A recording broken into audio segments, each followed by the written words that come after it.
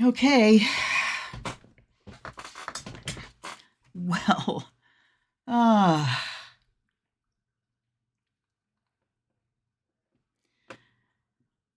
okay, I am live again. I don't know who's here. Hi, Natalie. Hold on a second. Holy shit, my computer just up and died 3.5 minutes into the live stream I had scheduled. It just went boom. And it's so alarming because I have all of my lights plugged into my computer here, which I may need to change. And so all of a sudden everything went black. But I'm looking at my digital clock here, which was still on. And I was looking at my space dude here, which was still on. Hi, Samantha, you're back. Okay, so hi, Jessica. Yikes is right. Let's get cold here. But I have no idea what just happened, you guys. My computer just went dead, and it took me a couple of minutes to get it to turn back on again. Mind you, this is the computer that I just got in June. So let's reboot a bit here. Let me turn the drums on again, because if not, I'm going to lose my mind, because now I'm really freaking out.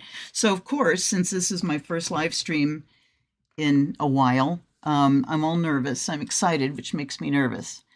I do believe that I was telling you about our holidays and how hooey. Hi, Marcy. Welcome, my dear. Happy New Moon, everybody. Happy New Year, Happy New Moon. I'm glad that at least I got it right in that I went onto my channel and deleted the first live that I got dumped out of, or we would have people split right now. So there's only one live that's running, and you've all made it here, it looks like. Natalie, Roxanne, yes, Roxanne made it back. Marcy and Samantha and everybody. And Willow Owl, welcome, my dear. Oh, my God. So I was in the middle of saying, and if any of you are pulling this funny business, don't, that we lost 3 people close to my family. We lost one on the 15th, one on the 16th, and one on the 23rd of December. So, so it was kind of a subdued celebration, but mostly it was just that there were so few of us. And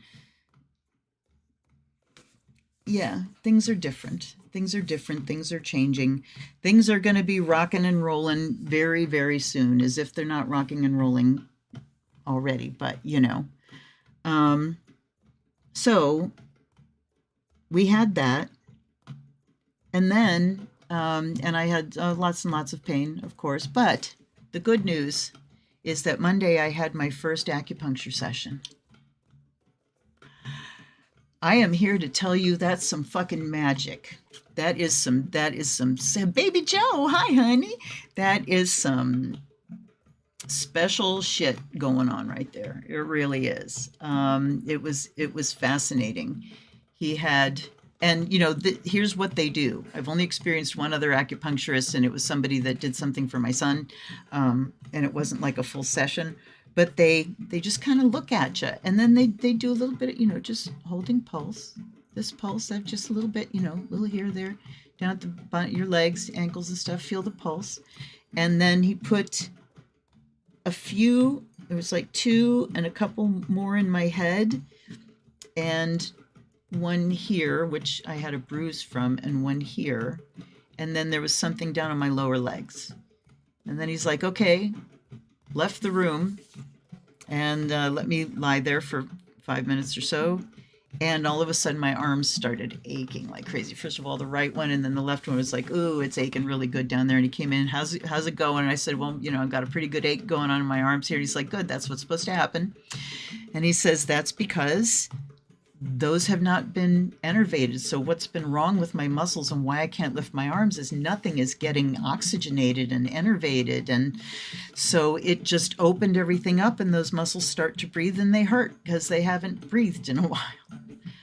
And then for, the last few days, I've been able to move, and I was supposed to go back on Wednesday, but I had to cancel. So I see him again Monday, and I'll do two next week and one or two the following week. And holy mackerel, what a miraculous thing. So I'm very grateful for that. Let me get my phone off of here. I texted Samantha so she could, I don't know how she could let people know. I mean, I sent out a community message once the computer died, but let's just ask all of my my gang, all of my gang, please, no funny business. And no, I'm not gonna. We're just gonna fly by the seat of our pants tonight. But before I do another thing, I will take. I think I know who the culprit is here. Is this guy? I am going to do something. So I'm going to go off camera for a minute, and I'm going to shut my sound off. You can listen to the drums, and I'm going to go fix something that might save my bacon. So I'll be back in a couple. Talk amongst yourselves.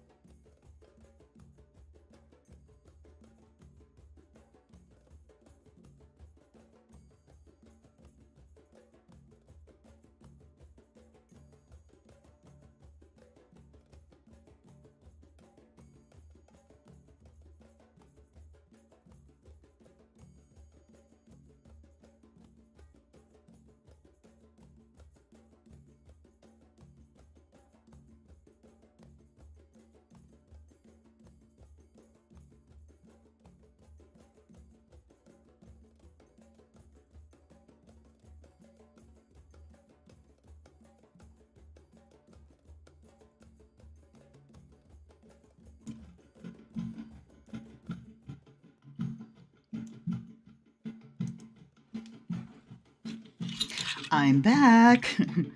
And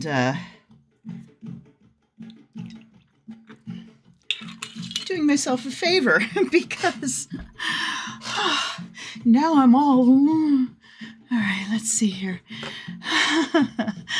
Oh, baby Joe, it's amazing, isn't it? And Gigi, is it Gigi? Gigi knocked out of the chat and found, I'm so glad. Yes, I was knocked out of everything. Thank you, my dear. Thank you so much, Janet. I appreciate that. So yeah, this is just crazy. And yes, I would like to know how things are going for you. So we made it through the holiday. I won't say we were survived the holidays because they were lovely. And Christmas morning for the first time in 10 years was just our core family, me and my husband and our kids. And that was really special. And I was asking them on Christmas Eve about, Christmas is past. It's like, tell me what, like, something outstanding. What do you remember? What's like the biggest thing, a gift? You remember something?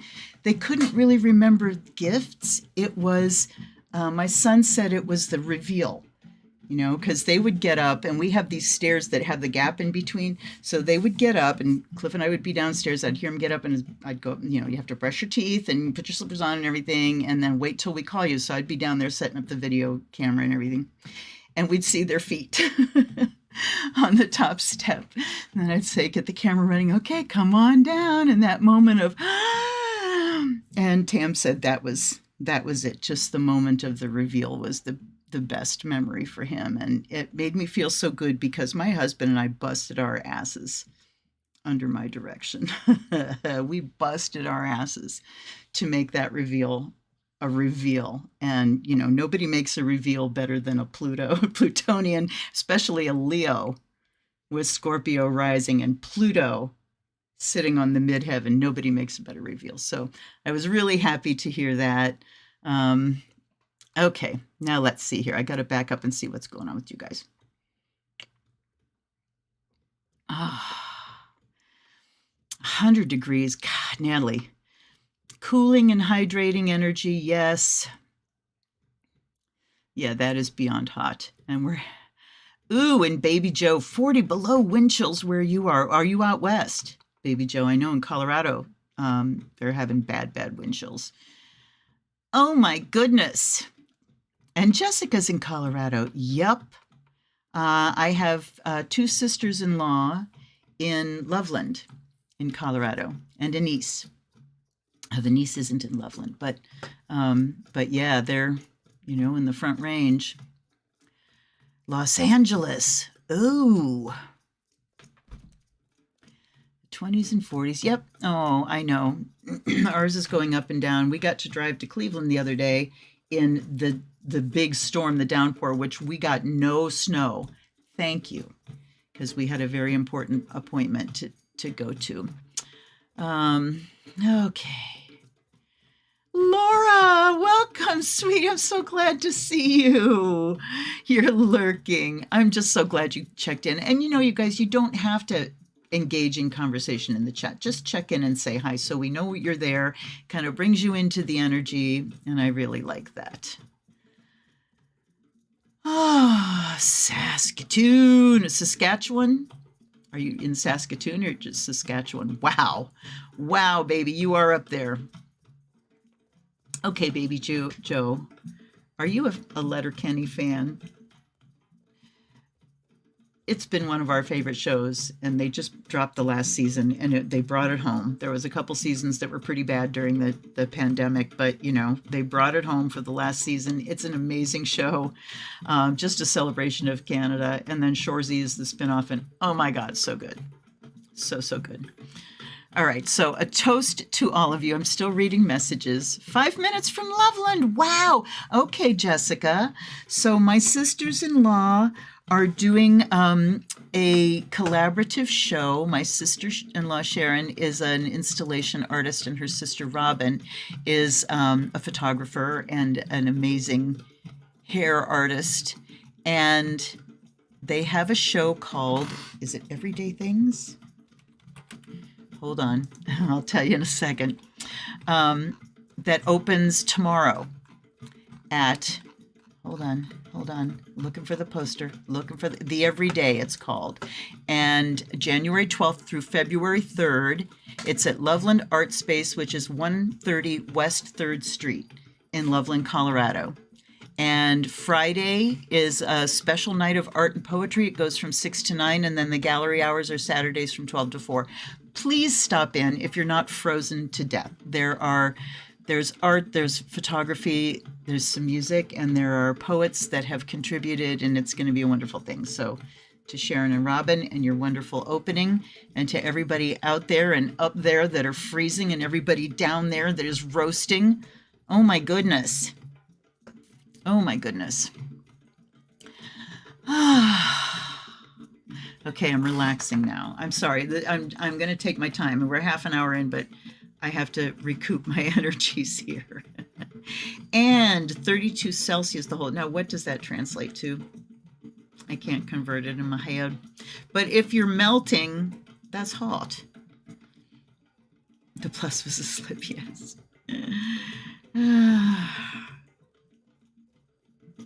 All right. Yay, Jessica. And you say, yeah, I heard about it from your sister-in-law on her live stream. I mean, that's, see, this really appeals to one of my autistic special thrills, and that's connection, that sense of connection. I'm all about connection. All right. I'm going to set this down as a little offering here. And let's clear the energies, huh? So I took that cantankerous one that's been like shorting a little bit and put it in a different outlet. And I will fix the rest of the lights. But good gravy. I offer you this smoke cleanse. Let me put myself up in the corner. Just the smell. Just that smell starts smoothing things out. So I offer you this smoke cleanse, that by air and fire we may be purified and charged. By air may we communicate clearly. May information come through that is needed and helpful. And may we be inspired. And by fire, may our vision be strong and clear, and our will be focused.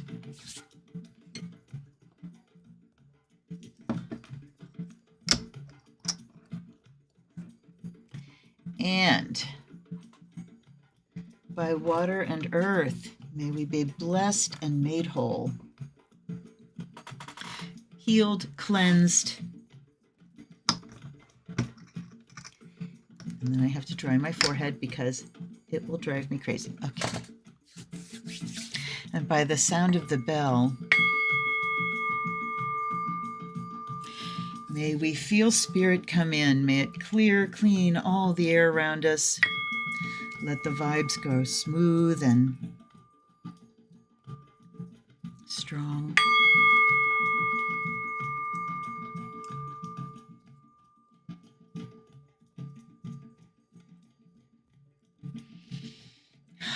I don't know if you can hear the drums or not, but I don't have them coming through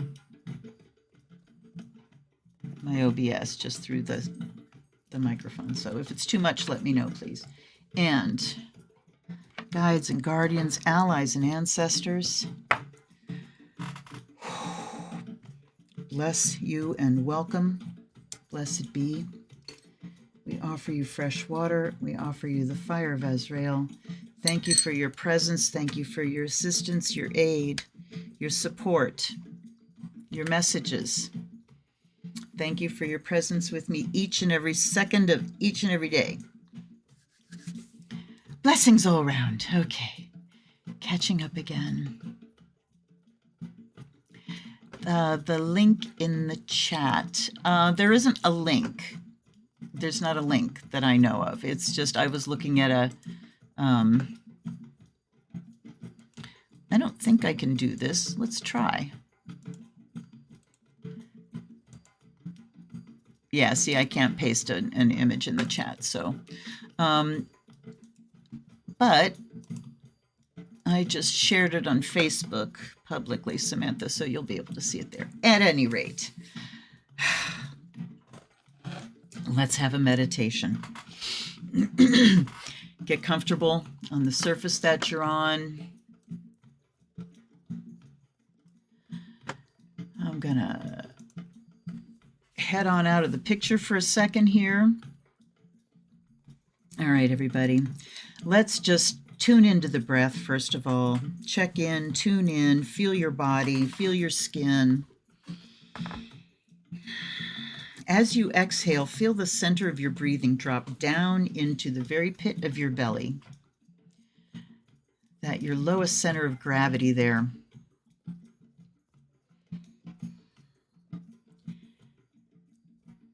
And as you breathe, just be very mindful. Don't try to change anything or force anything. Just Pay attention to the exhale. Focus on that exhale so that you exhale fully. And as you do, feel all the tension, all nerves or anxiousness or anticipation, any tiredness, anything you don't need right now. Just feel it soften and feel it flow out on your breath.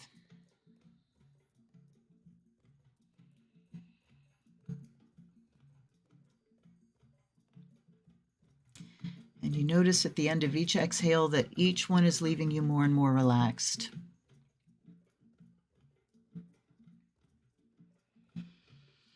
And as that center of gravity sinks low, low, low down into your belly and way down into your pelvis, right down to your root chakra, you feel that center open and you feel a cord head down into the earth. And the first thing that happens is all of the tension, all of the fatigue, all of the worry, fear, pain, sadness, heaviness, all of it, any doubt, any negativity, just let it fall out that root chakra down into the earth. As the cord goes down, down, down, sinks into the earth and anchors itself.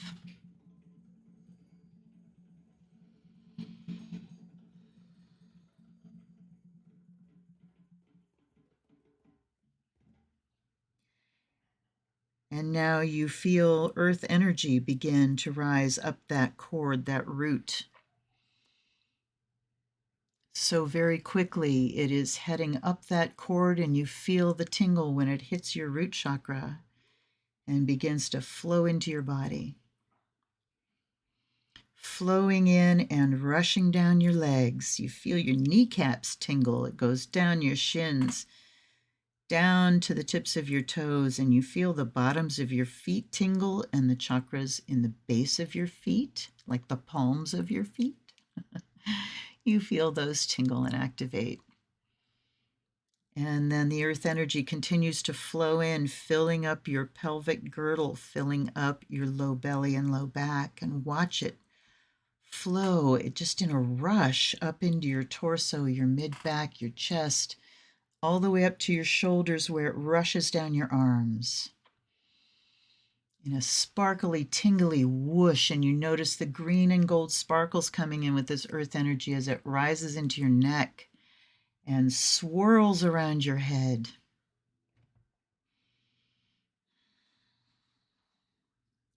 And every place that this travels, you can feel your cells, the atoms waking up with this charge of earth energy. You can feel your earlobes tingle. It's just reaching everywhere from the very inside of your body to the surface of your skin, just washed in this beautiful green, gold, sparkling earth energy. It's healing energy. It's the energy of manifestation. It's the energy of making, the energy of the material.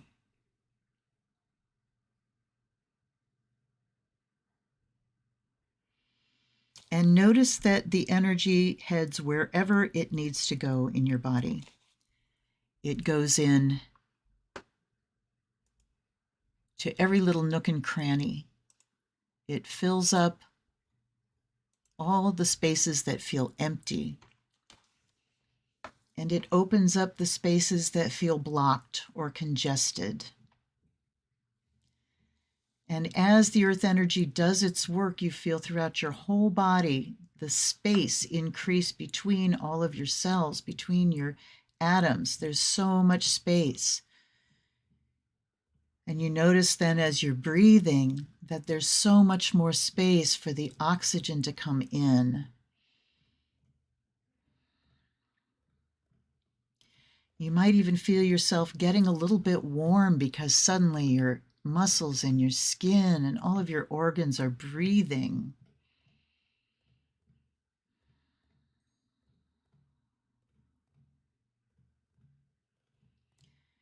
And as we're letting that earth energy do its work, we turn attention again to the breath. Exhale fully.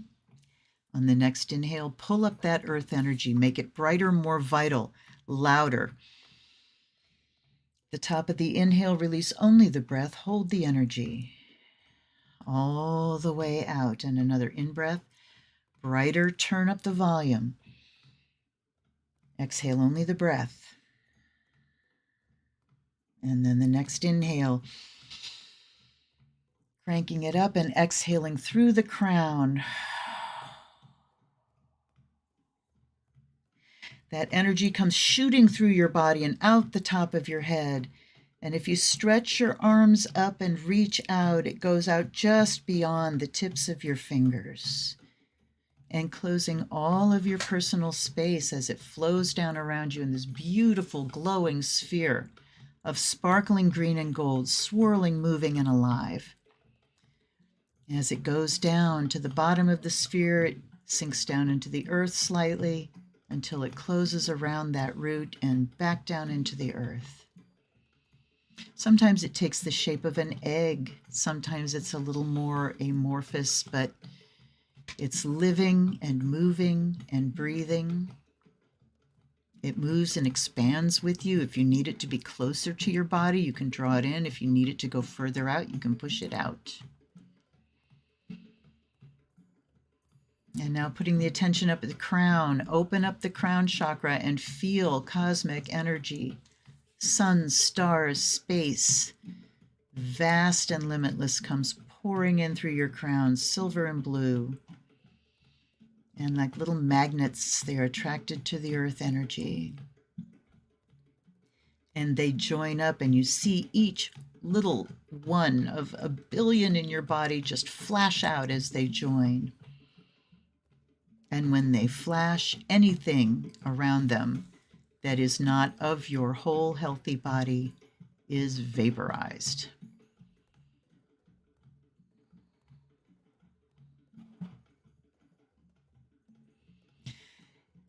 And now as you continue to breathe, you feel this cosmic energy flowing down, down, down. It goes to the tips of your fingers and down into your torso and down your legs to the tips of your toes. It's all throughout your body, and it increases the space inside your body. And then it travels down that cord until it joins the outside of the sphere, and it rises up the outside till it gets to the top, and then it flows back out into space. You are enfolded perfectly between space and earth. Between all potential and manifestation. You are the balance, you are the bridge between the formless and the formed, between the force and the form.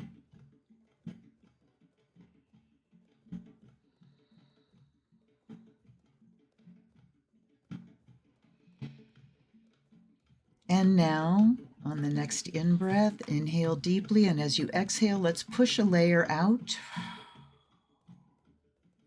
beyond the reach of your fingertips and watch it go out until it connects with everyone else's. And here we are, energetically connected and in support of each other. Whatever it is that you're carrying now that you don't need anymore, just let it go. As soon as it leaves the sphere, your personal sphere around you, it is neutralized. But the heavy energy can just go away. And what comes in is the support. Everyone, for a moment, just feel all the joy that you've had recently. Feel the joy, the love of family, the joy of celebration, the joy of new beginnings. Think of one special moment you had that brought you deep joy and send that joy out into this circle.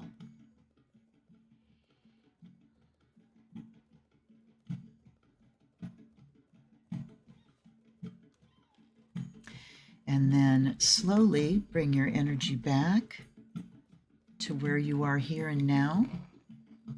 Acclimate to the space again. I'm going to jump up real quick and close my door because the cats keep opening it.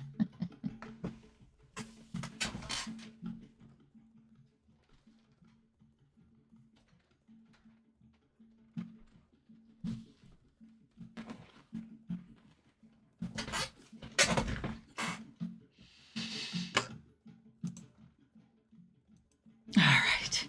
You can hear my chair creaking. Oh my goodness. Okay, let me get a little bit more Fire of Ezreal going. I'm catching up with chat. We've been, all right, so, really?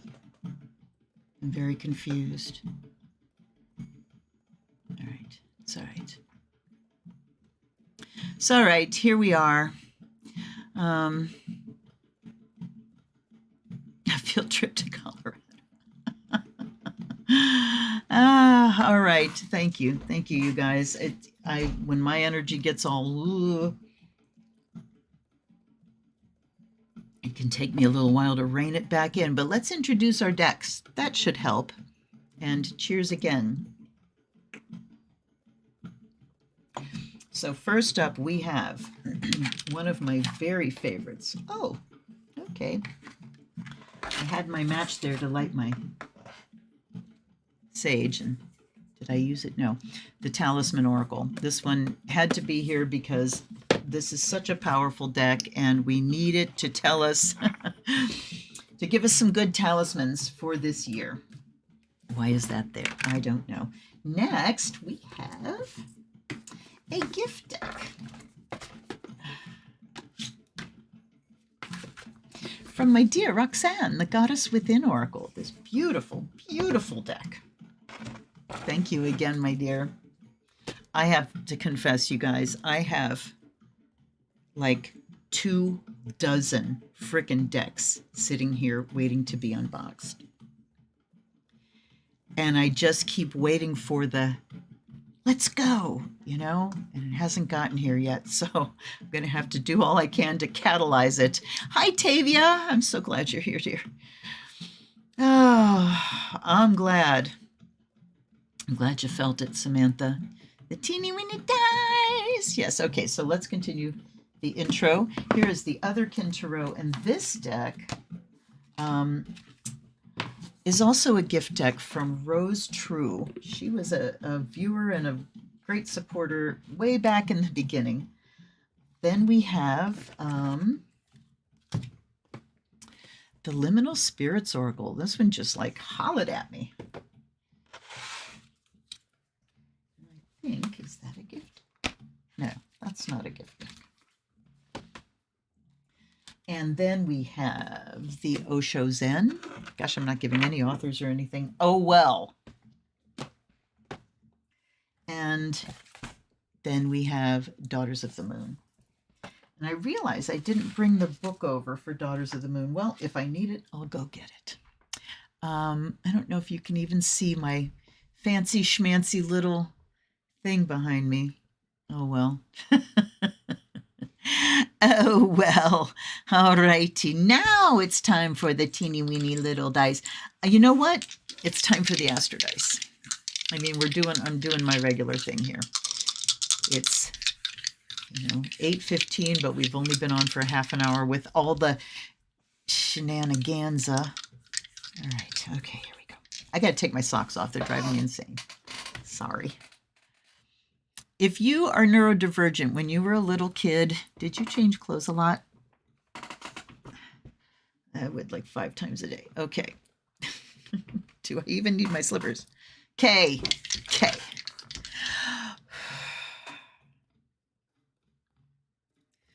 All right, here we are on the verge of change. Big change coming. See what we get here. Pluto and Scorpio in the first house. Ooh-wee!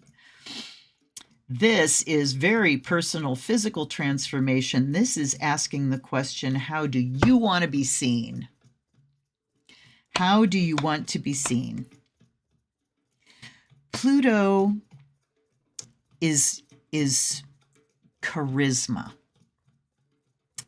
Pluto, you know how some people you meet and you just forget them immediately? And then there are some people that you meet that just hit you like a ton of bricks, they pack a wallop. That's charisma, the thing that makes you go, And that is what Pluto is. With Scorpio rising, with Pluto on the ascendant, it makes someone very magnetic and charismatic. It makes them potent. It can also make them very manipulative. So, when you have charisma, people tend to listen. So it might not be that you're manipulating. It's just that Plutonian personality and that charisma makes people go, I'll listen to anything you say, Pluto in Scorpio, that's its natural sign. It's all about transformation. And I am not surprised that these came out, because what's the big deal right now astrologically? It's Pluto going into Aquarius for the second time. This happens on January 21st, I believe. Yeah, it's 21st because like the day after my sister-in-law's birthday. And this is the second dip in. It will dip back out in September, so it's in for a while this time, and we get to see more and more of what's going to be happening. So I'm not going to spend my time talking about Aquarius now, but we do need to talk about it a little bit. Pluto in Scorpio, it's just personal, physical charisma. And Scorpio rising and Plutonian people have the ability to throw a glamour. They can appear the way they want to appear. It's not, chameleon-like the mutable sign. Scorpio is a fixed sign, and all the fixed signs are potent. But it's this ability to put a veneer over something, to play a role, to kind of subsume, to push the outer personality under and present the way you want to present. It's the ability to wear whatever mask you want to wear. And first house is how you present. It's your physical body. So let's talk on a personal level here. I mean, on a collective level,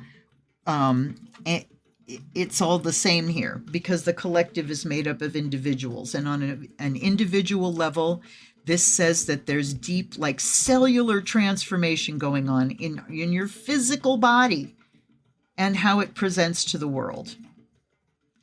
So deep transformation. There are words that are eluding me right now, but it's time to really look at getting the job done in a way that is visible, and looking at the impact that you can make on other people.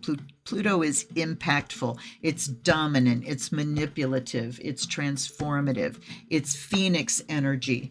What old do we need to burn away so that the new can be born again? And remember that Scorpio is a water sign, and it's the ice form of water. What emotions do we need to move through our bodies? So it can talk about emotions that are stuck. And I just heard the word dispassionate in my head. But we need to look at what might be frozen, what slow moving things are coming to the surface that are about to come out. Oh God, I could go on an entire hour-long thing about what's occurring to me right now. But we are dealing with Plutonian stuff right now. We are dealing with Plutonian stuff because Pluto is getting ready to change signs again, and because of what we're dealing with on a global basis, on a political basis. These strong men that are coming out. Donald Trump is doing this dictator dance, and it's manifesting. It's there for all the world to see. So what are we going to do with it is the question. Pluto is also nuclear energy, by the way. Look into Tavia. Pluto is taboos. Oh, that's excellent. Yes. Taboos, our unacceptable selves show up. Well, and so it's a good thing. All of this stuff with the MAGA and everything is a good thing, because they've been there all along. We just didn't see them. So now we are seeing them. And so that's part of that energy that Tavia is talking about, the unacceptable showing up. But it shows up so we can say, hey, I don't accept that. And we can make a choice about what to do with it. Okay. So again, catching up here, Marcy, I rarely reach for Otherkin, and it is a beautiful deck. Ugh, Baby Joe, I'm glad. Yes, it. I love socks, but suddenly because I was all again, I could feel like every rib in those socks on my feet, and they had to come off. Okay, Willow Owl. Well, you'll get to see how it runs tonight. Now we're ready for the teeny tiny die. And I gotta say, I'm missing my Darcy. I wish she was here. She's not one of the ones that passed. She's still on this planet. She just hasn't been here in a while. Okay, first deck up has the gift vibe. Poopy. All right. So you know what I discovered? These little gift things that come with Amazon gifts. It's that heat printer paper, thermal paper. And I've discovered that when I tape it in with the tape that I used for my tarot boxes and stuff, whatever's under that tape disappears. So can't do that anymore. Anyway, here we go. All right. Parliament Funkadelic, yes, let it come out to the light of day. That's right.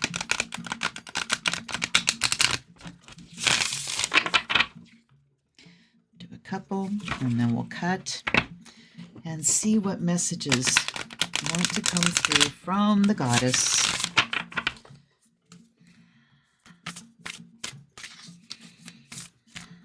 What do we need to know as the collective? What do we need to know? What do we need to know on this new moon, on this Capricorn new moon? Let's talk about that. Projects, structures. This is time to get things really structured and on paper and to actually launch the project in a material form. So the form is very much, all right, we're going to take from here. What do we have? 1, 2, 3, 4, 5. Okay. 2, 3, 4, 5, and then we'll take another one. All right, I'm just going to go from here. She wanted to be on top, or in the middle, obviously. Artemis, Nyx, Muso Coroni, Cleopatra, and Caradwin. Oof, okay. So this does entail some reading. We've got Artemis the Huntress up first. Embrace the energy of new beginnings, passion, and action by honoring your inner maiden. So, new beginnings. We got the new year. We got the new moon. We got Pluto moving into a new sign. And passion is certainly in the realm of Pluto and Scorpio. And this is the inner maiden. So this is you, yourself, unowned by anyone else or anything else, saying, here's what I'm after. Look at that bow. Here's what I'm after. You know, what is your aim? And when you look at her with that bow, I used to do a great meditation when I was doing like spell work or for a very specific purpose. And you get get your visualization up and running and you start filling in with emotions and color and all this stuff. And then I would, do this mental drawing back of a bow and releasing and watching the arrow just shoot out into space. So what is it that you are focused on, that you're aiming for, that we want to release into the world? What is it that we as a collective are aiming for? The clearer you are on the what, the easier and faster it can come. You let the universe and your guides worry about the other W's in the W5. You just worry about the what. And the clearer you get on that picture, the more easily Spirit can bring it to you. All right, then we have Nyx.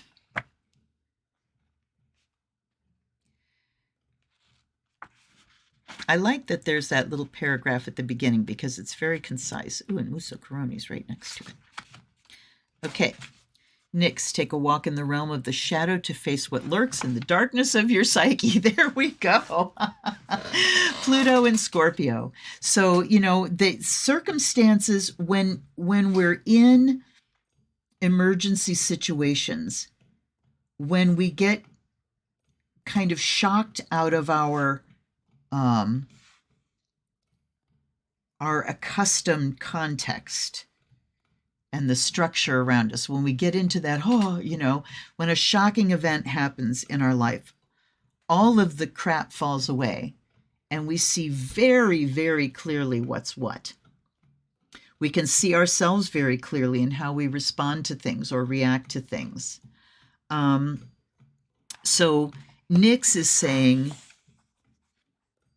that we need to, and the more aware we are of the shit that's in there, like I don't have any surprises waiting.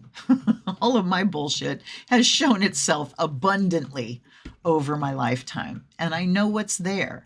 And, I have conversations with it all the time. So the more willing you are to go in and look at those places, sometimes they're not ripe yet. They're not ready for you to get in and do the transformative work, no matter how hard you try. Fruit can't ripen until it's ripe, until it's time for it to be ripe. But you can be aware of the stuff that's kind of waiting, the things that need to be resolved, the things that are waiting for resolution. You can be aware of what those are, so that when they do ripen, you're not absolutely stunned because you've been living in delusion all this time, that you're perfect. And the biggest delusion, and it's not really a delusion, it's just kind of what we think after we go through our first round of healing work. You think, oh, phew, I'm done. That part's done. Yay. But the truth is it's a spiral, and these things come around and around and around. But each time they cycle around, it's not the same track. It's a level up. So you're seeing it from a new perspective and from new experience.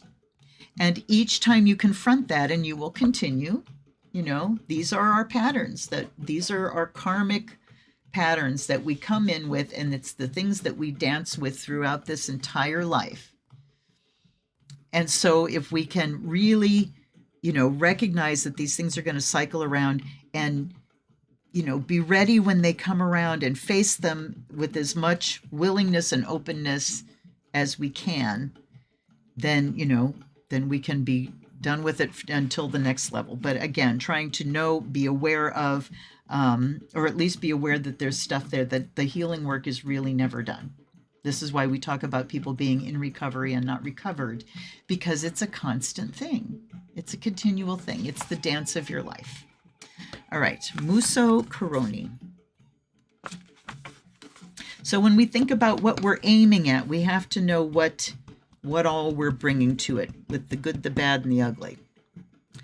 Sit with the discomfort of feeling alone. Being human can feel incredibly difficult, and learning to apply the salve of love to the primal wound of separation is paramount. I'm going to read her message. Loneliness is a symptom of humanity's primal wound and can be unrelentingly cruel. Separation, the wound embedded within humanity, is a vital part of the earthly experience.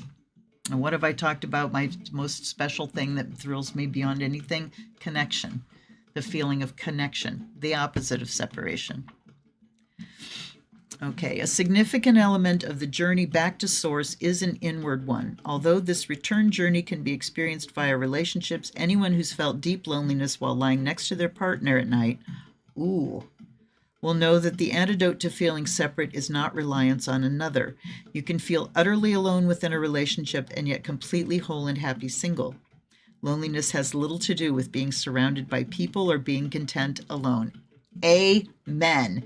It is felt deep within. When my bottomless loneliness quit, it was when I found Goddess and found that she was right here. And, sure, I will get to the point where, I'd like to hang out with some people or, but I don't get lonely. I don't get lonely because I'm never alone. Anyhow, very, very interesting. So when we're looking at the shadow stuff, we also need to look at what keeps us separate from ourselves. what keeps us separated from ourselves. And sometimes one of the harshest things is that in trying not to deal with the trauma that we know is there, we will actually kind of lop off our own limbs, you know, and we will distance ourselves from ourselves. And actually, you know, the worst offender there is shame. Shame will make us absolutely abandon ourselves. And when you live with a lot of shame, that's when the biggest loneliness happens, because you're bereft. You are bereft of your own self, you know? So doing this healing work is what we need to do in order to integrate. And when we can integrate with ourselves, with Source here, then and only then can we be 100% available to what's going on out there, to what and who out there may need us. Okay, Cleopatra. Karmic influences affect your current circumstances. Gosh, and energetic patterns are ready to be transformed. Yes, they are. I mean, how much can we underline this message? You know what, Roxanne, what I noticed, the deep dive video, when I did the test drive, same thing. The message was so cohesive. They just really hang together. So, okay, I've already forgotten. Energetic patterns are ready to be transformed. And, you know, one of the ways that you can really help this is by just partnering with yourself. By, you know, when stuff comes up that you want to go, ooh, I hate that about myself, and push it away, turn around and open your arms to that woman. Come here, honey. I know you're hurting. Come here, come here, come here. Pull her in close and love her the way she has needed loved all these years. Because it's ready. It's ripening. This is ripening. All right, and then Caradwin. Respect the crone and bring introspection to her archetype within you. She's an embodiment of wisdom for serving yourself and those around you. So this is, all right. It's talking about the, you know, the crone being kind of a scary figure. And we know Maid Mother Crone, each aspect embodies the other two as well. They are all the triple three, you know. Hold on a second. So this is just talking about relying on your own wisdom, your own experience, what you know about yourself. You know, there's no more secure and safe and accepting place that you can be than right here with yourself, if you turn things around and treat yourself in that way. And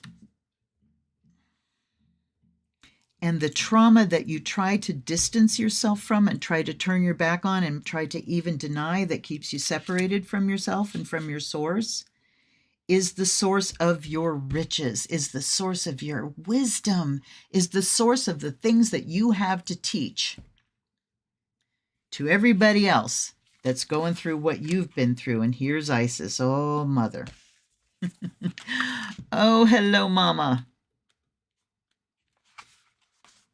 See the possibilities available to you in manifesting by balancing the art of co-creation and surrender. So how do we do this? Pluto and Scorpio, you know what that is? That's magic. Magic is the ability to change consciousness at will, to manipulate the energies around you, to manipulate the resources around you. Pluto and Scorpio can take anything you hand them and turn it into something useful. Resourceful, incredibly resourceful. which is why it's really hard to get him to throw away stuff sometimes. Okay. Magic occurs in every moment. Each thought, word, and action provides you with an opportunity to wield your creative power. Life is like a quilted blanket made of seemingly many minuscule moments built upon each other to create a masterpiece. You do not see the bigger picture until after the creation is complete. Oh my God, I was thinking about this exact thing as I was finishing the bead box that I gave to my sister-in-law, Dee. I will have to put up pictures. And how, I mean, these tiny, minuscule beads, and I am sewing each one on one at a time. And it thrills me no end to connect all these beads together and come out with something that solid. It's amazing. So when we focus, we have to focus on each step. We have to have the aim clear. We have to be sure of what we're looking for. And, sometimes we don't know the details of it, but we can be clear on the energy of it and the main principles of things. And then when we have the big picture, we need to, in order to manifest it, we need to come down to each individual step. This, then this, then this. And when we are pouring focus and love and energy, goddess energy into each individual step, then we are creating that big picture. You may not perceive how all the tiny moments correlate, and you may never see from the vantage point of your human mind. Your job is to access the present moment and decide how you will use it for your future advantage and your current joy. So when you're creating currently, and it is a joyful thing to create, what comes out in the future is going to bring joy as well. You can unite free will and fate, not casting aside either one for the other. I love this. You simultaneously hold feminine and masculine energies, light and dark, action and intuition, creation and surrender. You are the bridge. Manifestation through co-creation is the most potent form of transformation. Your capacity to understand that you are co-creating with others and the universe is how you hold your power. Combining the art of surrender and creation is a powerful manifestation tool. Surrender and creation. You surrender to the muse and you let her use your hands. When you make a decision, you then surrender to the decisions of others involved in what emerges from the co-creation. Once the decisions have been made in unison and everything settles as a result, you can spring back into action. Manifestation requires the skills of both actively creating and passively surrendering. This is surrender and creation in action, balancing the contributions of others and the universe with your plans. Move forward using your knowledge of co-creation to manifest your highest potential joy. Well, and we're off. One deck, and it's an hour. I may not get through all these tonight, you guys. Okay, next. 5. Osho Zen. Oh, my goodness. Nix is your doggy. Oh. It's the dance of all our lives, my dear. Yeah, I'm telling you. I'm glad. Well, see, Roxanne, you and I have that connection now. You know, even though it's through cyber and you've never actually touched this deck, you touched it by your decision, your choice. That connected us energetically. So yeah, I never thought about that. That when you gift me with the deck, every time I use it, it's going to be specific for you, but there we go. There you go. Yes, Pluto's let go or get dragged. I always say, you get two choices willingly or kicking and screaming. All this transformation energy is about to go to the core and loving, then releasing what we find there. Yep. Going to the core and loving what we find there. Loving what we find there.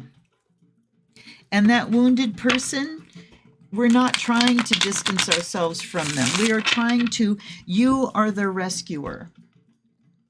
You go back and find that wounded woman and you bring her to your side and you walk her through her healing.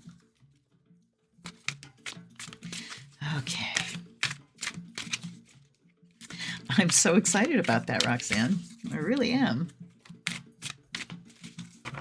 I'll have to do a live where I use nothing but gift decks just for fun. Okay. We have ripeness. Oh, I love you guys. We have new vision. We have breakthrough.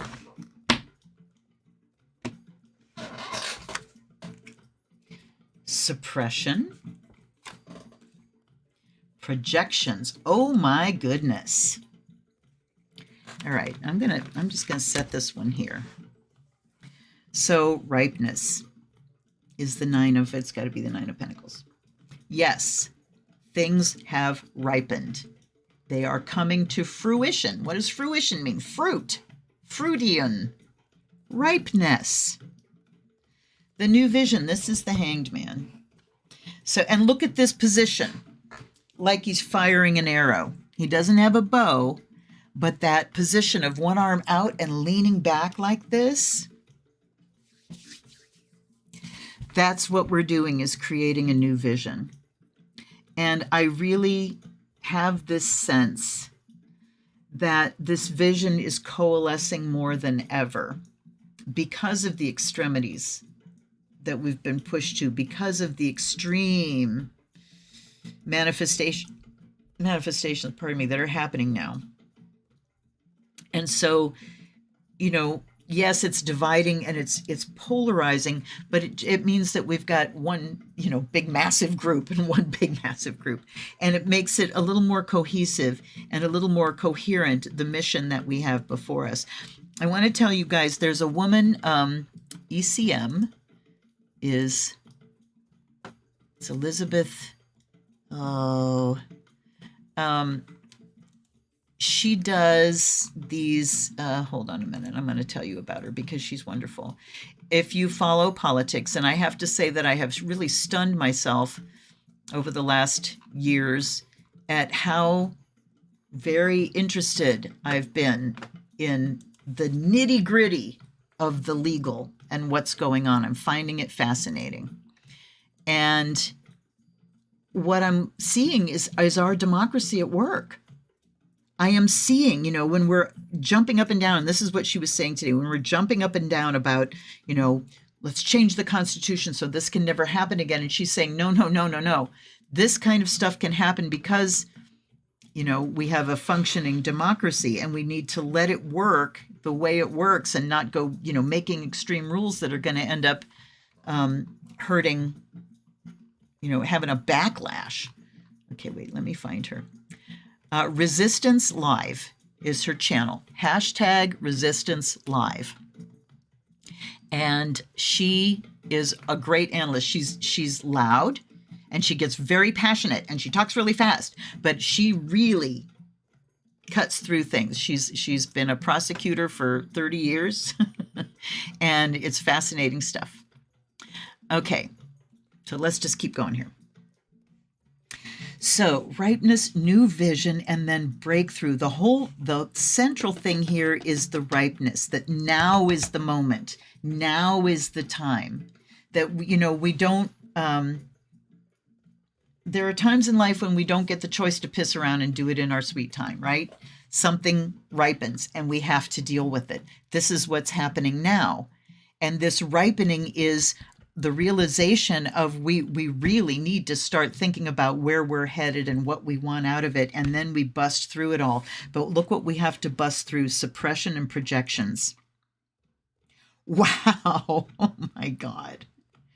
So one of the fastest tracks to dealing with to transformation, to dealing with your trauma, to dealing with it, and not really your core trauma, but just dealing with like the habits that have formed because of it, maybe your little personality traits that you developed because of, what you went through, or just, little innate things that aren't the best that you'd like to change. If you want to find those faster than anything, every time somebody annoys the shit out of you, pick up a mirror and go, how am I like that? Because it wouldn't be annoying the shit out of you if there wasn't something in you that you were trying to suppress. Okay? When we suppress, we project. What we suppress, we project. Because we have to deny, no, I don't have it. No, it's you. You're the one that's doing that. So if we have the courage to look in that mirror, not as a projection, but as information coming in of, oh shit, how am I like that?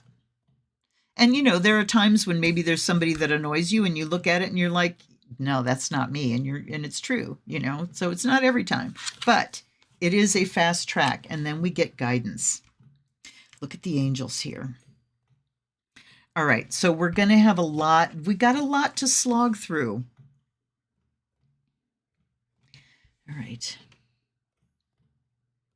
So looking at what's ripening here in this new vision, and we have suppression. We need to look at how we are trying to suppress, not we, but certain factions are trying to suppress. Look at the closeted gays. What is a homophobe, but likely a closeted gay? That's what suppression and projection do. So what you suppress, you project outward as something that you hate in somebody else. And this is what we're dealing with. It's ripe. We have a new vision. We're ready to bust through this shit, but we need guidance. We need guidance. Oh God, Thunderbolt. Well, there's there's Pluto going into Aquarius. So look what we have here. We have the Tower and we have the World. Thunderbolt, completion.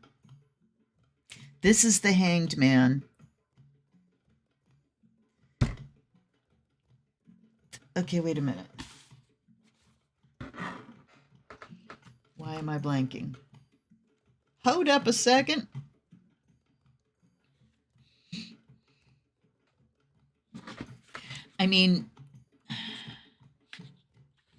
That's justice. Breakthrough is justice. That caught me off guard for some reason in this deck. But we have the Hanged Man and justice. And then down here we have the Tower and the World. We are getting guidance from Spirit right now. We need to actively ask for it and listen to it and spread it. But things are going to happen like a thunderbolt. It's not going to happen step, step, step at a time. We need to work on our own stuff step, step, step at a time. But this stuff is hitting like a crack out of a blue sky. But it's not a blue sky. Like a crack of thunder. But something is also being brought to completion here. So what gets upheaved can also be completed. If we can, if this stuff, look at all this stuff. Look at this breakthrough and thunderbolt. These things are shaking loose. The suppression and the projection. We have no control over whether people accept the stuff that they're suppressing or not, but we can do it for ourselves. And the more individuals that do it, the more the energy is through the whole planet. But this coming through says Spirit is here. We're being guided. Once again, I want to say, because of the sun popping off, make sure that you have lanterns. Make sure that you have things for when the power goes out. Make sure you have lots of books and things that you can do for when the internet goes down or your computer dies suddenly. So it's just reminders to get your shit together on a physical level so that you can weather the transformation that's coming and the storm that's coming, because we've been in it and it's still happening. Holy mackerel, Andy. All right. I think we're back on track a little bit more now.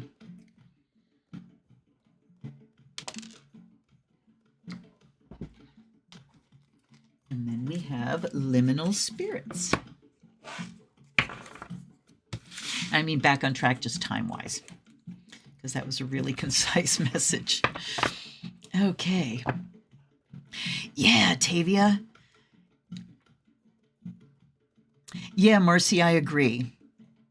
It is very clear and direct, and I agree that it's not quite a tarot. And you notice, because of those fabulous keywords, it reads like tarot down to that, smaller detail. But I don't ever have to look at that deck and say, oh, this is this card or this is this card. I did it with the, oh, hi, baby. I did it with the majors just because they're majors, but the rest of them, yeah, it's not really, it's special. Oops. Yeah, Davey. Yeah. Number 1 is fish, fiber, oak. All right, let's start with these. Fish in the middle. Learning to swim, learning to navigate and be at home in the water realm, in the realm of the emotional, in the realm of the spiritual, the intuitive, the unseen, the unknown, in the deep psychological realm, learning to swim there and breathe there. So being at home with all these issues definitely stands us in good stead. Fiber, you can think of the fiber of someone's character, the fiber of their being. It's the structure. It's the thing that makes things up. It's the thing that you connect them all together to make something bigger. And then oak is just strength. Just strength. Oh, I didn't tell you. On Christmas Eve, we lost our big dead oak tree that's been dead out here for many, many, many years. It was still slightly alive when we moved up here 25 years ago. And it has been rotten at the bottom, up like 10 feet up the bottom of the trunk for a while. It broke off at the base and sat down. And I mean, it's a big ass oak tree. And so it kind of went off its base and leaned into this beech tree, and it's just been leaning there for a couple of years now, at least. And we have high winds, and we're watching these winds, and I'm saying, Cliff and I were both talking to it, please, please, please, if you go, please go that way. Please stay in the woods, please, please. Please don't hit anything was one of the things. Please don't hurt anything. Please don't, Well, it came down Christmas Eve. We heard it because it was after dark. And it's like everybody goes, and you just stop. It's that deer, you feel the animal, you going, who? Stop. And then everybody goes, what the fuck was that? And Cliff says, that was a tree. He goes out with a flashlight and looks, and the thing came down. And I mean, it came down past this dead cherry tree and somehow missed a branch. It didn't hit anything. It came down, and as it came down, 2 of the branches at the top broke off, and everything fell inside the very edge of the woods. I mean, the 2 top branches that broke off are literally inside the edge of the woods. So it works. It works. So the oak is about strength. And in the Ogham alphabet, the Ogham alphabet, the Celtic tree alphabet, it's called dur, and it's door. It's a doorway. Okay? So we've got these individual fibers woven together to create something, and we've got strength and potential. You look at that acorn, then we have mandrake. I'm going to have to read here. And then we have gateway. Gateway is the word that stood out to me. I almost swapped this for the gateway activation oracle, but this one yelled at me so loud when I wasn't thinking of it. And on the front of it, it says gateway to the liminal spirits. So this is Laura Tempest Zarkov. I wanted to say that. I'm going to look up fiber. Oh, crap. This is one of those decks where things are grouped in a particular way, and I wish they weren't. We have rights, places. I wish they were alphabetical. Trees, herbs, artifacts. Okay, fiber is an artifact. Recognize the threads that connect you to the people around you. Together you create a pattern that's evidence of a sacred bond. Hi. The name of the game here is patience and fortitude. If you rush or make haste, you'll be greatly disappointed by the outcome. With the harnessing of fiber, we brought forth cloth, again changing how we evolved as a civilization. The fiber we make our threads from can be plant or animal in nature. Cotton, hemp, bamboo, flax, wool, silk, etc. Our understanding of fiber led the way to creation of many arts we still practice today, including weaving, spinning, and basketry. It takes great skill to produce threads that are consistent and useful, which may explain the association of good, dependable people being of solid moral fiber. We also connect fiber with the fates. Yes, the mythic weavers who form, measure, and cut the threads of our lives. But look at how each individual one, I mean, when you weave them all together, if there's one in there that's kind of flimsy, not so strong, it's not going to matter as much. But unless we have the majority of those fibers being strong, we're not going to get something that holds up, right? So that also talks about how each individual person needs to take care of their own stuff so that they can contribute to the whole. All right, oak. I'm trying to get, yeah, good. I was going to say, I'm going to try to get there without looking it up. No. The mighty and tall oak emerges from a tiny acorn. The oak is seen as a symbol of strength, honor, knowledge, divination, and longevity, and is associated with many deities, including Zeus, Dagda, and Thor, to name just a few. Speaking of fiber, there's such a thread going through tonight. Perhaps it is because of these deities that the oak has a reputation for being prone to lightning strikes. The face of the enigmatic green man is often made from oak leaves. The oak grows with slow and steady progress, which results in its wood being strong and durable. All right, there's a doorway or an opportunity right in front of you that you haven't discovered yet. Relax your mind, allow your vision to blur. It will become apparent. So this, but lightning strikes. But it can handle those lightning strikes because it is really strong to begin with. And I just opened straight to mandrake. This is fun, you guys. Mandrake, Mandragora officinarum, is another herb that has a long history with witchcraft and a great deal of lore linking it to fertility, sexual vigor, prosperity, and longevity. One common mandrake myth is that the herb emits deadly screams when pulled from the ground, killing anyone within earshot. Back there on my altar that you can't see, I got an Aztec death whistle for Christmas. It's awesome. All right. A mandrake is a difficult and temperamental plant to grow. This story, as it is difficult and temperamental to grow, the story may have been spread by magical practitioners to discourage other people from over-harvesting the herb to obtain its powers.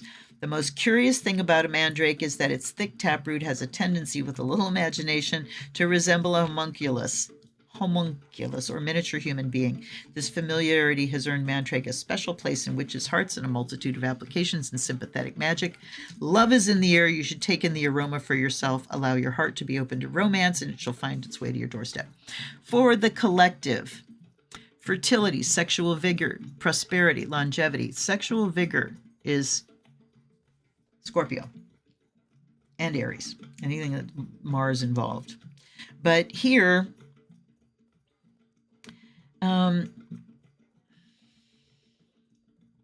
it has the form of a human, sympathetic magic, which means that it affects human beings, not like the whole thing. So I'm going to take this for the collective to talk about perhaps romancing yourself. And again, treating yourself the way you deserve to be treated, that wounded part of yourself. They need you. They need you to take them out and show them a good time and treat them like a person worthy of affection and love. Gateway. We begin our journeys by crossing through a gateway. So we have door and gateway here. Let's take the next. Walnut. Okay, I'm going to have to look that one up. Door, gateway, walnut. Look at the eye here. And this is like a labyrinth. So there's a doorway and an opportunity, but there's also a path that we have to follow in order to take that opportunity and go through. I'm tracing the labyrinth, sorry, and go through that gateway. We recognize the opportunity, but then we start taking intentional steps to cross through. All right, birch, walnut, where are you? There it is.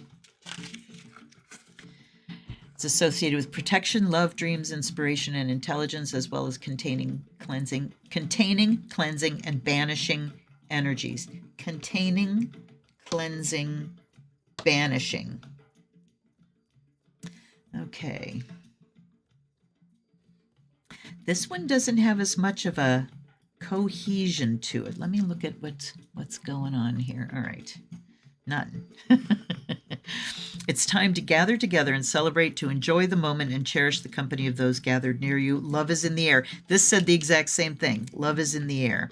So, and just as you would nourish your body with food, be sure to give the same level of attention to your mental and emotional well-being.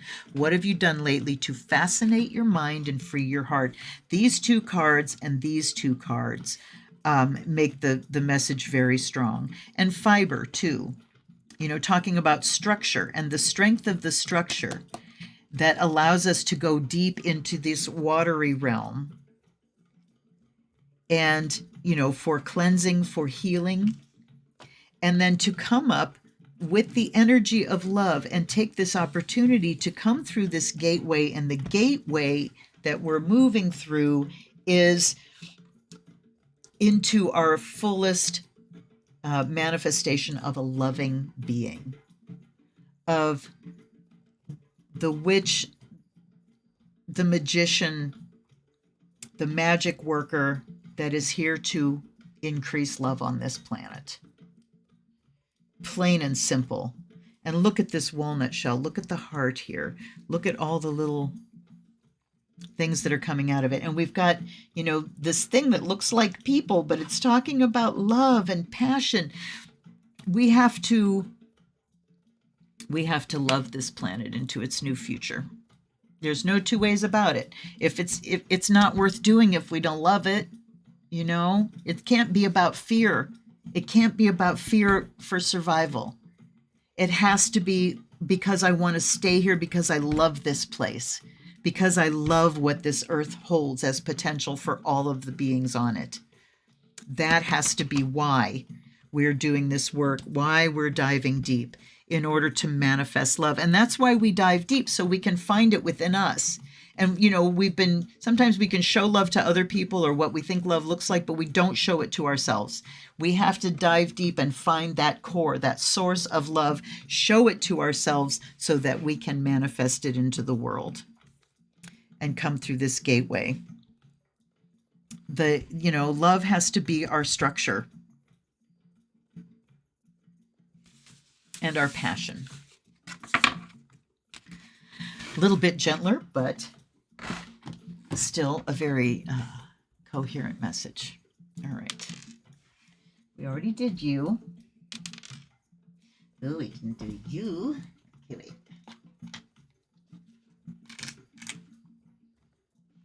Yep, I got it. Oh. Sorry, almost had an avalanche there. We have Daughters of the Moon. Oh my, all right, here they come. Here they come. You were out first, and then we've got... Oh, looky, we have 6 cards. So I'm just going to go like this. And then we have...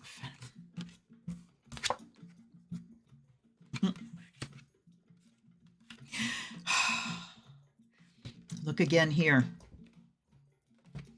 Hold on. I have to find her. I have to find her.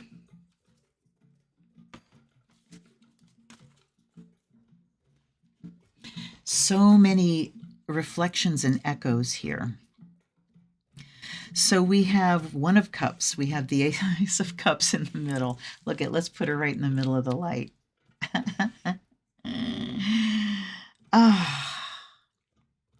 So we have the Ace of Cups.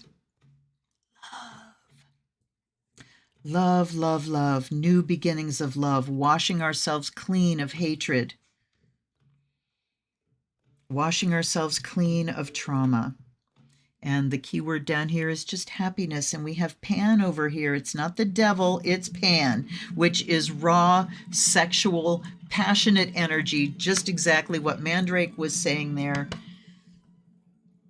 He is the wildness of nature. I love the goats. So, he can be chaotic, panic inducing, but he can also just be that wild spirit that's in each of us that just gets us. Ugh. Okay, do you remember when you were a teenager? And maybe your parents were going out or gone, for the evening, and you had like the house to yourself, and there was just like this inside of, I want to do something, I want to go somewhere, I want to have a party, that raw energy that you just didn't really know where it was meant to go or what to do with it. That's Pan. All right. So we have this love and we have lust, but then we have deception over here.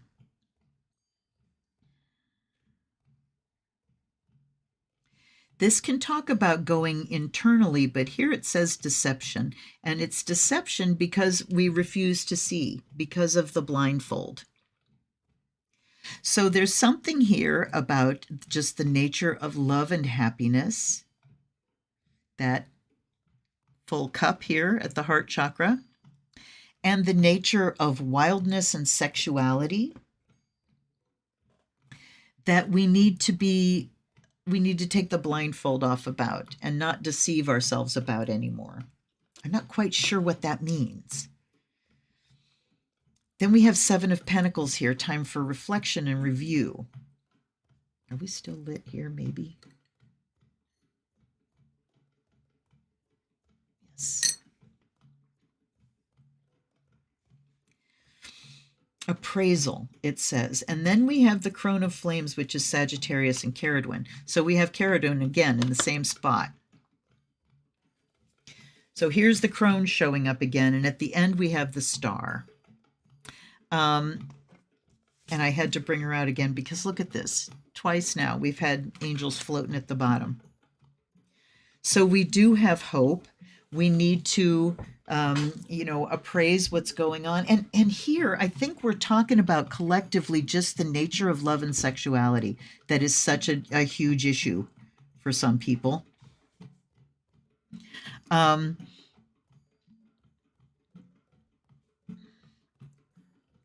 And the deceptive messages that come out of, I'm so glad, I'm so grateful for the internet and for social media because of the information that's coming out about, gender genetically, that there's a spectrum of gender expressions genetically. There aren't just two sexes done.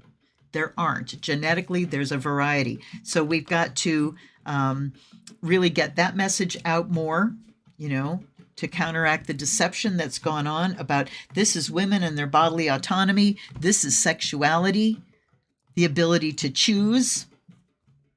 This is gender expression too. And look we've got another goat here. So Seven of Pentacles just says it's time to really review with the wisdom of long years. I see the Council of Elders here. The Council of Grandmothers. The Grandmother's Lodge. And the things that we need to look at that need appraisal, they need to be looked at by the women. And I am so, so happy when I saw the judges for the appeals court in D.C. for old DT's immunity bullshit. All three women, none of them white. I am so happy. I am so happy because that is a sign that things are going in the direction that they need to go for the Council of Grandmothers to be running this planet. Okay. And the star at the end just says there's hope. There's hope for it all. Be not afraid. I don't think I need to go further with that. Hey? Y'all have gone quiet. What's up? All right, so we have our first three to go. No, three. Here we go, Talisman. All right, so this deck can show us specifically what kind of magic that we want to focus on here.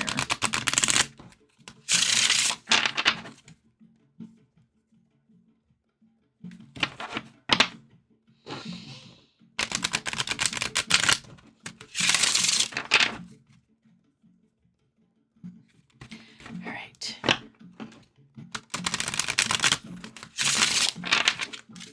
Listening and floating, okay. That's okay, Sam. And here, wait a minute. I love this deck too. I love it too. I just had to give it kisses.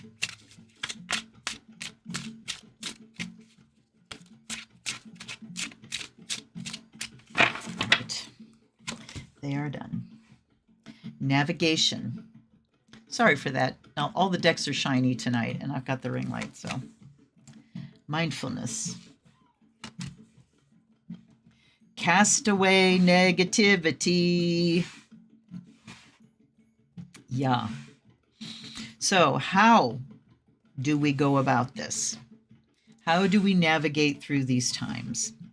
Well, we need to do it eyes on the ball, eyes on the road, hands on the wheel, and casting away negativity. So this is the other side of the message of love, love, love. It's all going to be done with love. That means get the bullshit out of the way, the negativity out of the way. Keep yourself in that feeling of love. Destiny. Grounding. Okay. Destiny. So we've had this discussion before about fate and destiny, haven't we? That fate is like what you're never going to escape from. The root of the word fatal. We're all going to die, can't escape from it.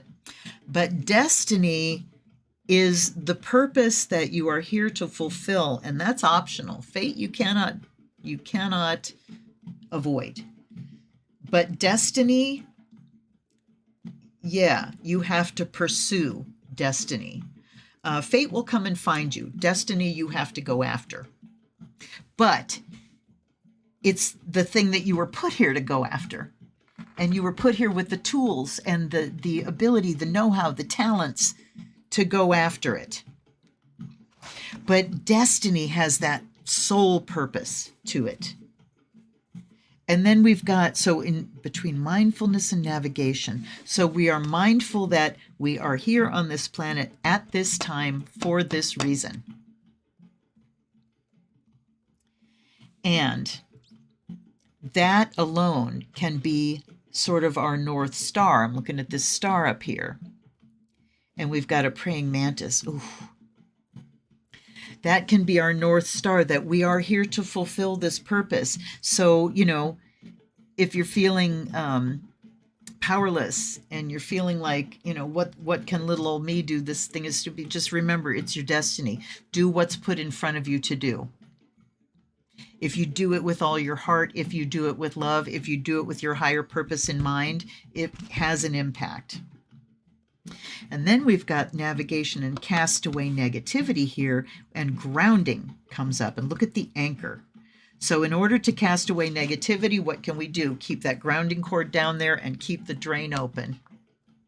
Unclog the drain so the stuff can go down to be composted. And what do we get at the end? Success. All right, I'm going to read some more. I'm going to read a little more. Oh my God. All right.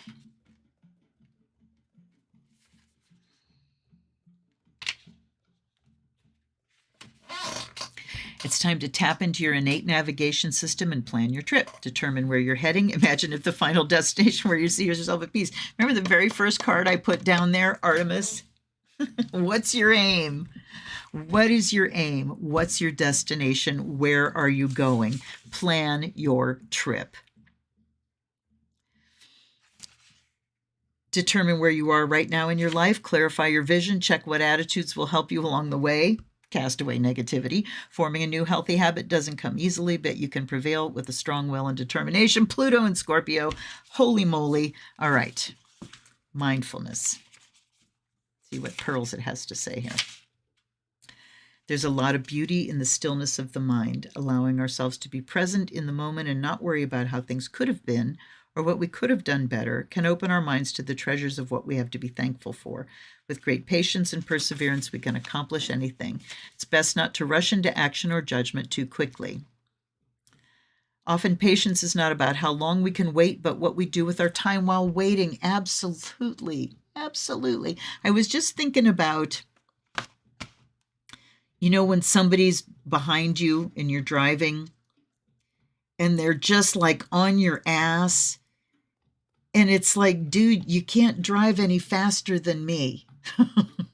You can't drive through me. So you might as well back the fuck off. It's just, and that mindfulness of you're not going to push me, I'm just going to be right here. But what it was saying here was, hold on, allowing ourselves and not worry about how things could have been, or, so not getting ahead of yourself in the process. I know that when I'm, beating or making something and I'm not mindful, I'm tranced, I'm feeling great and meditative, not necessarily mindful. That's when I fuck up. It's like, oh, look, it's just going, and the process is so entrancing, mesmerizing. And then I go, oh, fuck, I have to tear out 2 rows because I wasn't paying attention. So mindfulness has you paying attention in this moment. And it talks about stillness, but we're not talking about trancing out. We're talking about being aware of every step, being conscious, being engaged. All right?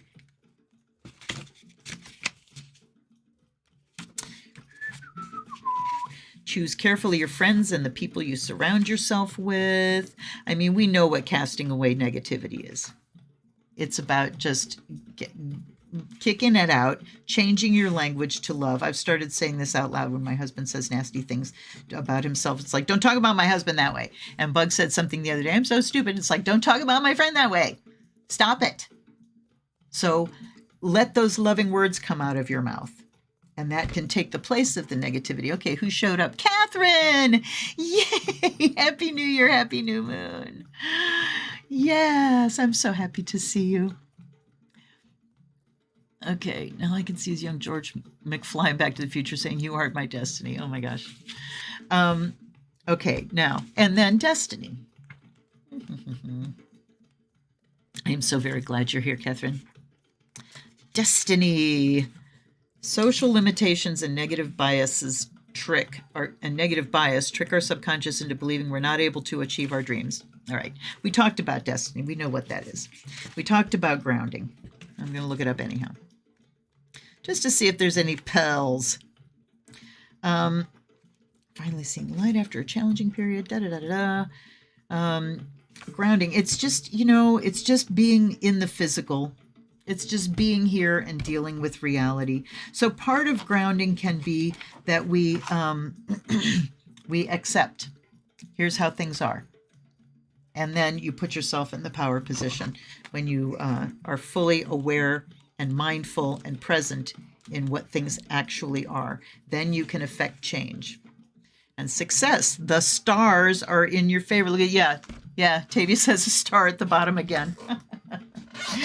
Oh, I love these decks so much. So, navigation success.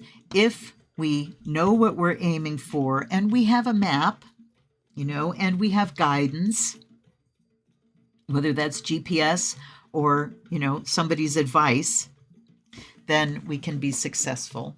When we remain mindful and loving, and when we remember we have a higher purpose, but we keep ourselves grounded in the present and the now, we have success. All righty then. I love these decks. Yeah, and after the goddesses in the beginning, they gave such a deep and not complex, it was very clear. But it was a deep answer, and there was a lot that came with it. Now these other ones are just going, yep, pop, pop, pop, pop, that's it. And we've done that. So we just have 2 and 3 to go now. Talisman wants to play again. Over and over. 4. Now, 2 and 3. 2 and 3, please. 3. Okay. Otherkin. So again, with gratitude going to Rose True, let's give it one little shuffle because I shuffled it thoroughly. Thank you, Llewellyn, for shuffleable cardstock. One more, because that one wasn't satisfying. All right. All right, little otherkins. Come out and talk to us. What do you have to say? What do you have to say? They're telling me to split and pick with this deck. So that's what I'm going to do. 7 of Swords.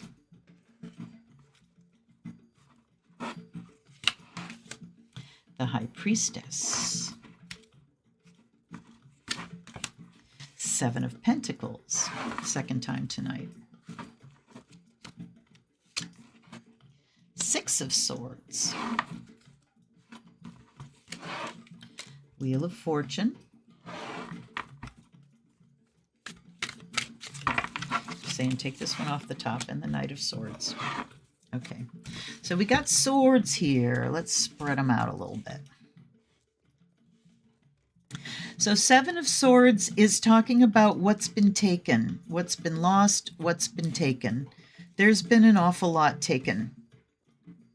You know, when you think about just the number of lives that have been taken by 2 men in particular I'm thinking of.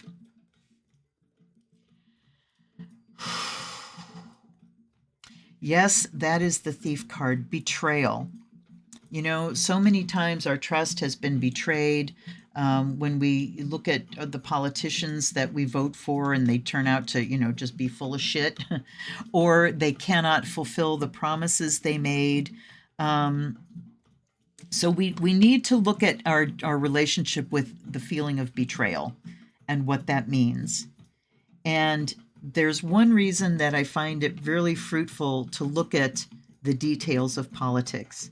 And that's that you get the full picture and you understand that it's not down to just Joe Biden doing whatever he wants to do. And, you know, and you look at the whole dance and who's doing the betraying.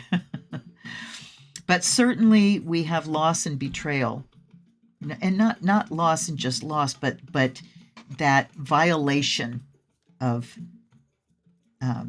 something being stolen.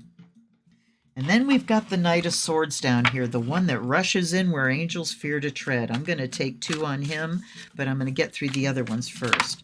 So whoops. All right, we're going to take these. I've got 3 in my hand here. High Priestess over here and 7 of Pentacles here. So she's like that fish going deep. There's secrets here. Secrets and messages from the unconscious and ways that we feel, you know, okay. I'm looking at assessing, you know, those deep wounds, those deep places where we've been robbed, where we've had things taken from us. And as women on this planet, or as genderqueer folks on this planet, folks that are not, that are neurodivergent, folks that don't, you know, conform to the norm in any way whatsoever, we have been heavily betrayed on this planet. It's been terrible. And the High Priestess is the one that's kind of harboring those things. She's the one that remembers. This is like the deep well of memory here. And the 7 of Pentacles, too, is remembering and looking at processes and assessing and appraising. But then down here is where we get the change. 6 of Swords says there's a rescue. There's a retrieval. Someone comes and gets us and helps us transition across, navigate, back to navigate again, navigate across troubled waters. And the Wheel of Fortune says it's time. So this goes back to the whole ripening thing too. Wheel of Fortune to me is is cyclic change. It's organic change. It's seasonal change. It's ripening change. It's change that follows the laws of the universe. Change because that's how things change, right? So the Wheel of Fortune just says, all you got to do is stand still and it changes. And Six of Swords says, we are navigating through this change. And Knight of Swords says, because we've been betrayed, because of this deep well of memory, of abuse and trauma. I was here watching somebody that was talking about the last time Pluto was in Aquarius and that the Inquisition was going on. And so, you know, we've got those deep wells of memory, of trauma.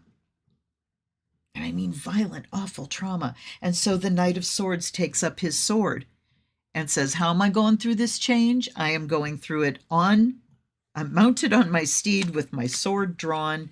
We have Page of Swords. We have 10 of Wands.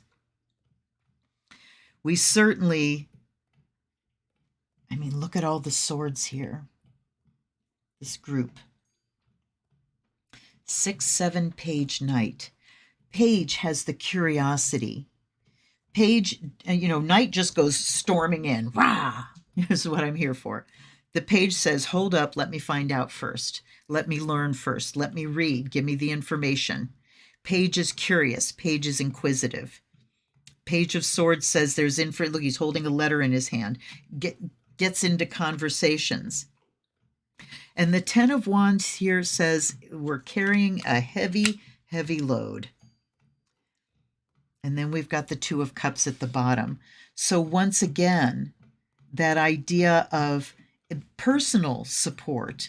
You know, we talked a lot about love and the individual fibers working together to make a strong vessel and all of these things and, you know, the big group support. 2 of Cups here is talking about individual support.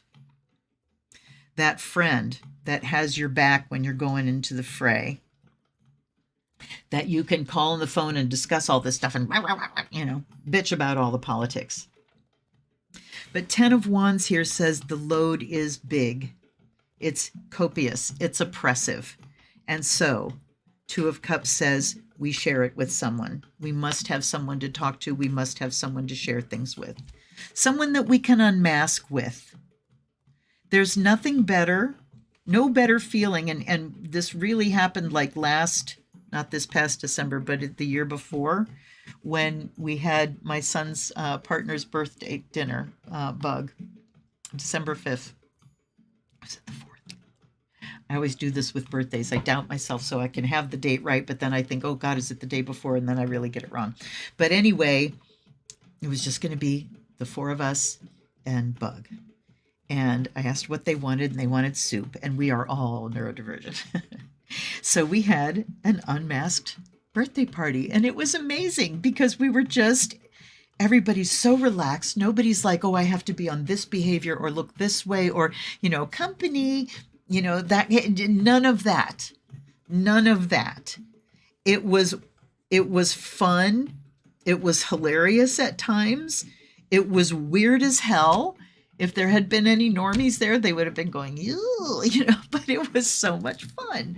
So having that person or people that you can unmask with and be your genuinely weird ass self and say things that sound awful to say, but it's like, I don't mean it that way, but I have to, and they understand you.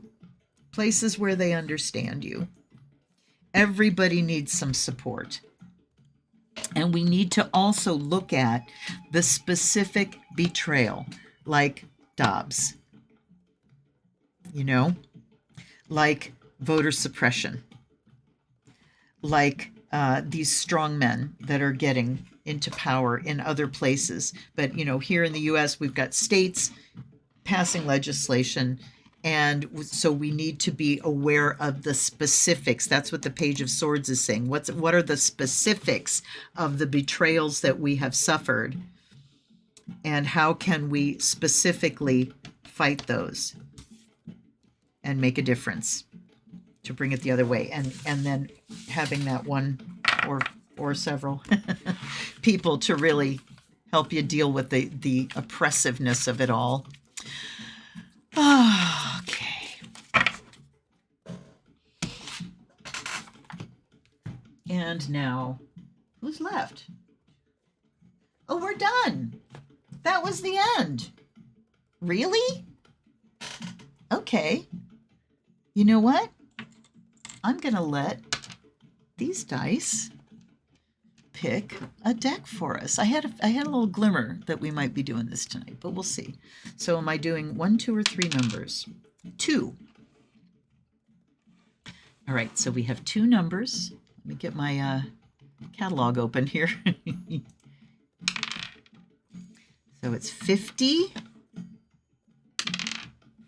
59 is the deck. Please let it be something I want to read from. 59. Celtic Messages. BRB.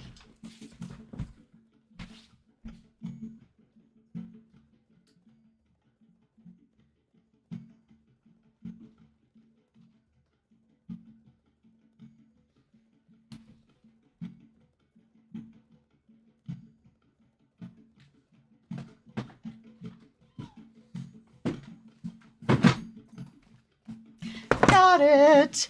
I'm proud. To go into 400, let's see where I'm at right now. I am currently at 404. Oh no, I have more than that. What the hell's going on here? Some decks have not been added. That worries me. All right, anyway. Celtic Messages is the deck we came up with by Jules Taylor.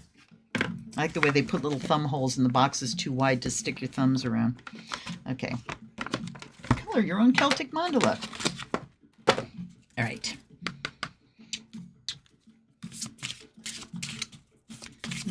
Ooh. The Crow. Yeah. A new start, clearing the ground.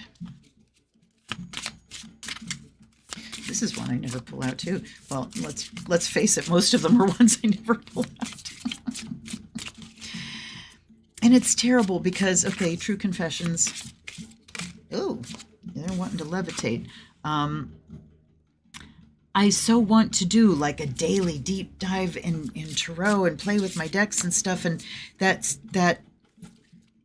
impulse only really hits me when I get in bed at night. It's kind of too late to think. And I get too involved with the computer. So, all right. So I have changes that I need to make too, is what I'm saying. So this is Loom, Work, Weaving, and Repair. This is the Hill, Perspective, the Hawk, Flexibility, Mental Agility, the Roundhouse, Home, Family, Nurture. And the last is the Druid, Discipline, Rules, Control. All right. So new start, clearing the ground, work. I'm thinking about the fibers that were over here. Grounding. The hill is perspective. All right. Flexibility, mental agility, home, family, nurture. I mean, I'm not really getting a strong cohesive message. Discipline, rules, control. Let's look at here. A new start, clearing the ground, discipline, rules, and control. So this is speaking directly to what I was just saying. I need some discipline. I need to set some rules. I need to make a decision. It's been kind of hard for the last few years to just say, you know, I'm going to do this and then have the energy to back things up. And most of that is the fault of chronic pain. And it is what it is. But work, weaving, repair. What around your home could use a little bit of repair, a little bit of sprucing up, a little bit of cleaning? And I've been doing that today, putting some things away, filing some things that have been sort of piling up. So I think if I just start doing that, those little one at a time steps, that it then moves you into the greater work. And the perspective, perspective, it all depends on how you look at things. You can look at anything any way you want. And this is the reframe of neurolinguistic programming.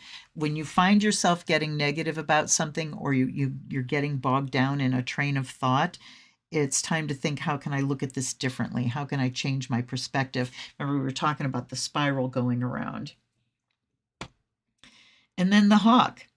Flexibility and mental agility. That is another cardinal law of neurolinguistic programming. The person with the greatest capacity for change wins. Always. And kind of the corollary, not really a corollary, I guess it's sort of a side thing to that, is Byron Katie's. Anytime you argue with reality, you lose, but only 100% of the time.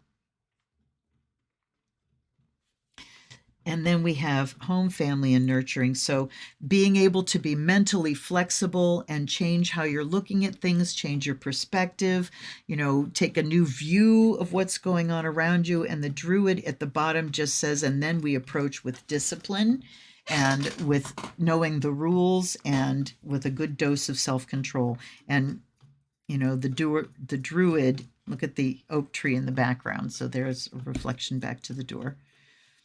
So not a fantastic, earth-smashing message at the end here, but I just wanted to see. Because we had a few minutes left. But now our minutes are gone, and let's do our end grounding, eh? So let's call everything into attention again. And just kind of close your eyes and settle back into your body. And imagine your body just as the earth, and that all the messages, all the things that made you go, oh, yeah, that's, the things that rang your bell. Imagine that it's all just raindrops, and that as they land, they just sink into your body, into your mind. And as they sink in, those messages become you, and you can absorb those messages and let them do their work inside of you. So first of all, we want to send gratitude. Gratitude to my amazing guides, just freaking amazing. And gratitude to all of you for showing up here and making me feel less like a voice crying in the wilderness. I thank you for my gifts. I'm thankful for the internet. I am thankful for this technology ruled by Aquarius.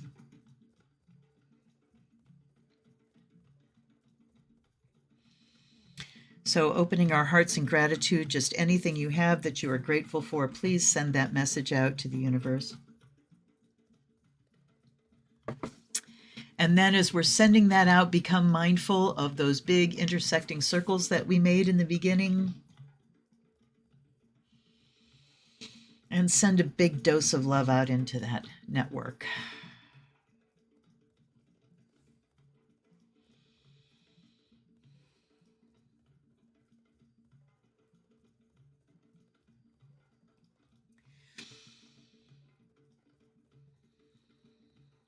And now, any extra energy that we don't need to carry on with the rest of our evening or day, we keep whatever we need, but anything that's excess, please send down into the grounding cord, down into the earth for her blessing and healing.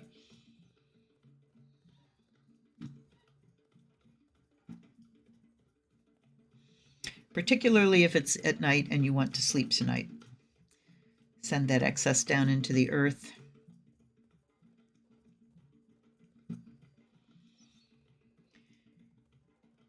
And on the next exhale, let's send a prayer out, up into the heavens, up into space.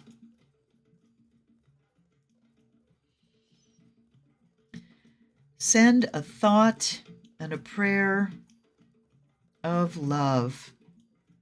Love that Einstein said was the space between atoms in the universe. I think someday maybe they'll discover that gravity is love. And as you are creating these thoughts, The atoms in your brain are rearranging, the molecules are changing, the synapses are firing. And know that every atom that's ever been connected with any of the atoms in your head right now is also activating simultaneously, instantly. So over the next 3 breaths, let's just keep sending out that big rush of love from your heart, from your crown.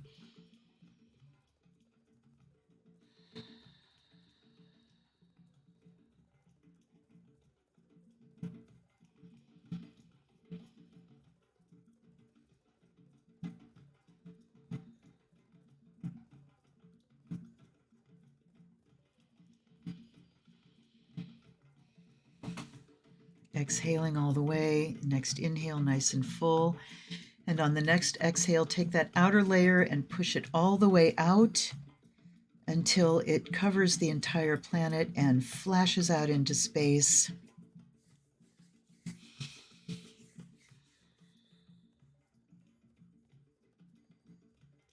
And then just settle your energy back into your body there. And once again, I thank you so much for being here and hanging out with me. I intend to be doing this every week. And I mean, Thursdays kind of seem to be the day so far, but maybe not.